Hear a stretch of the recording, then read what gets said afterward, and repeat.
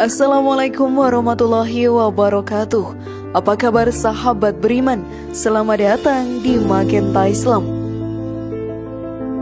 Sebagai manusia yang hidup di dunia ini, kita pun diwajibkan untuk beriman dan bertakwa kepada Allah Ta'ala. Hal tersebut agar kita tidak mendapatkan gangguan dari setan dan iblis. Mereka akan menggoda manusia agar masuk ke dalam jalan yang salah dan kesesatan hingga akhirnya terseret ke dalam api neraka. Beberapa golongan manusia yang ada di dunia ini ternyata menjadi salah satu golongan yang mendapat laknat dan dikutuk oleh Rasulullah SAW. Hal ini dikarenakan perbuatannya yang sangat berdosa. Hal tersebut pun bisa menjadikan golongan tersebut menjadi penghuni neraka. Di sana mereka akan mendapatkan siksaan yang kejam dan juga pedih. Tidak akan bisa mereka menghindar dari siksaan tersebut. Permohonan ampun hanya akan menjadi sia-sia. Lalu siapa sajakah golongan yang mendapatkan laknat dari Allah Ta'ala dan Rasulullah SAW? Sahabat beriman, tonton video ini hingga akhir ya, agar kamu dapat memahami secara utuh dan tidak tersesat. Berikut inilah 3 golongan menurut Rasulullah pantas dikutuk dan dilaknat versi dari Magenta Islam.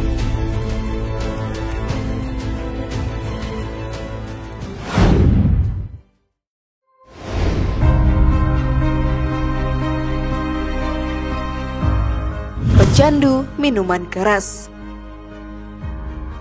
Pada zaman saat ini banyak beredar minuman keras di sekitar kita. Bahkan banyak orang yang penasaran dengan minuman tersebut.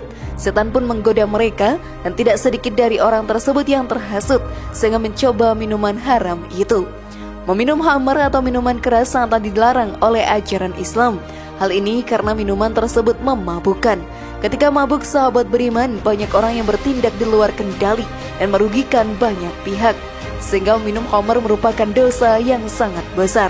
Hal ini pun diterangkan dalam Al-Quran. Mereka bertanya kepada aku tentang khamar dan judi. Katakanlah, pada keduanya terdapat dosa yang besar dan beberapa manfaat bagi manusia, tapi dosa keduanya lebih besar dari manfaatnya. Dan mereka bertanya kepadamu apa yang mereka nafkahkan. Katakanlah, yang lebih dari keperluan. Demikianlah Allah menerangkan ayat-ayatnya kepadamu supaya kamu berpikir. Quran Surat Al-Baqarah ayat 219. Jika kita melakukan dosa besar selama hidup di dunia ini, maka sudah pasti neraka akan menjadi tempat untuk kita di akhirat nanti. Selain peminum, Allah Ta'ala pun juga melaknat para penjual minuman keras serta pekerja yang berhubungan dengan minuman beralkohol tersebut. Hal ini pun diterangkan dalam hadis.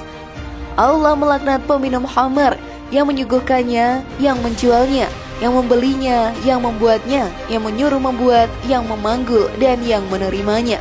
Hadis riwayat Abu Daud dan Ibnu Majah. Dari hadis tadi pun sudah sangat jelas kita sebagai umat muslim yang beriman dilarang untuk mendekati minuman keras. Di sana hanya berisikan keburukan, tidak akan ada kebaikan yang muncul dari seorang pemabuk.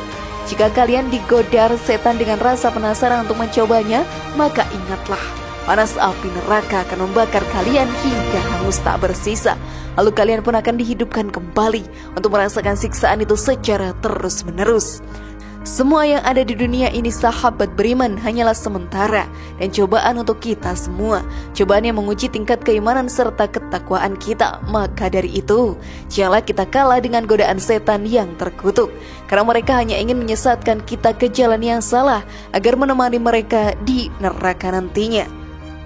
Namun sebelum video semakin berlanjut, klik dulu tombol loncengnya supaya kita tetap bertebar syiar melalui channel ini. Mari berbagi pengetahuan dan ilmu yang bermanfaat. Amin ya robbal alamin.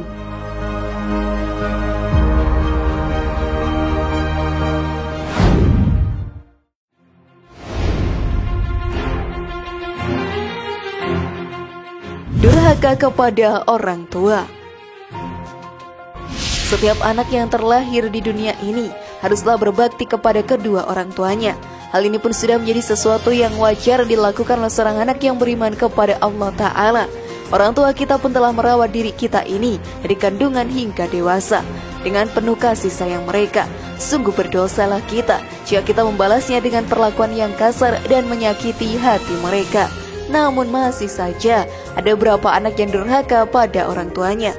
Hal ini pun sangat dilarang dalam ajaran agama.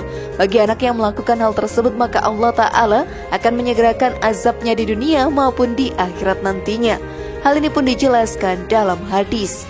Tak akan ada dosa yang lebih pantas untuk Allah segerakan azabnya di dunia di samping juga di akhirat, kecuali dosa durhaka kepada kedua orang tua. Hadis riwayat Abu Daud. Dari hadis tadi kita pun mengetahui bahwa azab anak durhaka akan dirasakan di dunia dan di akhirat.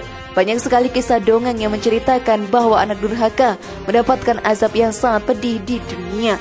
Salah satunya adalah dongeng yang terkenal, yaitu Malin Kundang di Indonesia, di mana seorang anak yang bernama Malin Kundang berubah menjadi batu setelah durhaka kepada ibunya. Selain mendapatkan azab, anak yang durhaka akan kehilangan pahala yang telah dikumpulkan selama hidup. Seperti yang dijelaskan dalam hadis, 3 macam dosa yang akan menyanyiakan segala amal-amal lainnya, yaitu syirik atau mempersekutukan Allah, durhaka kepada ayah ibu, dan lari dari medan perang. Hadis riwayat At-Tabrani.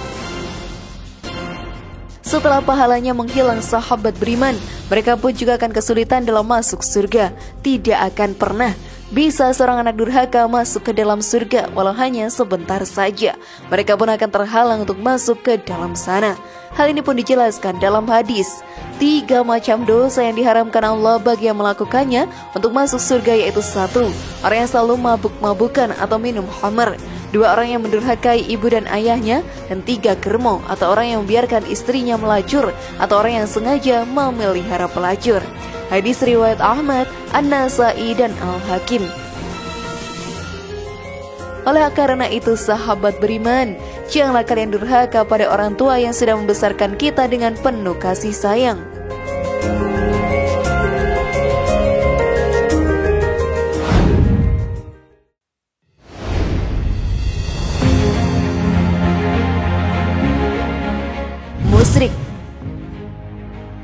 Musyrik atau mempersekutukan Allah Ta'ala merupakan dosa yang amat besarnya. Banyak orang yang zaman sekarang ini mempercayai bahwa makhluk lain mempunyai kekuatan lebih besar daripada Allah Ta'ala. Padahal itu hanyalah tipu daya setan kepada manusia untuk menyesatkan kita ke dalam jalan yang salah. Musyrik sendiri merupakan perbuatan yang akan mendapatkan kutukan dari Allah Ta'ala. Hal ini pun diterangkan dalam Al-Quran. Dan sembahlah Allah dan janganlah kamu mempersekutukannya dengan sesuatu pun, dan berbuat baiklah kepada kedua orang tua, karib kerabat, anak-anak yatim, orang-orang miskin, tetangga dekat dan tetangga jauh, teman sejawat, ibnu sabil, dan hamba sahaya yang kamu miliki. Sesungguhnya Allah tidak menyukai orang yang sombong lagi membanggakan diri. Quran Surat An-Nisa ayat 36. Jika seorang hamba telah berbuat musyrik sahabat beriman, maka dosanya tidak akan pernah diampuni oleh Allah Ta'ala.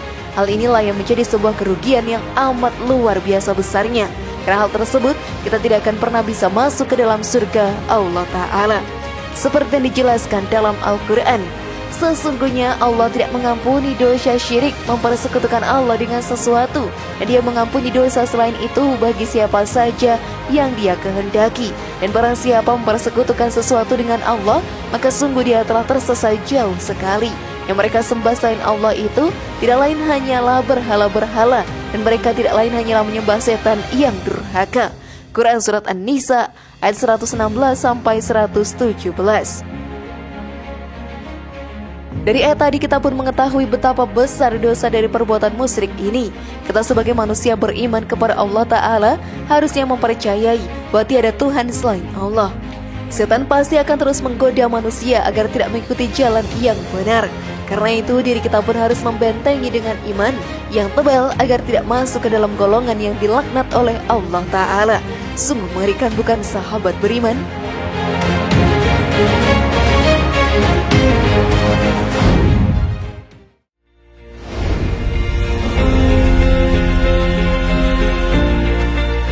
Bagaimana?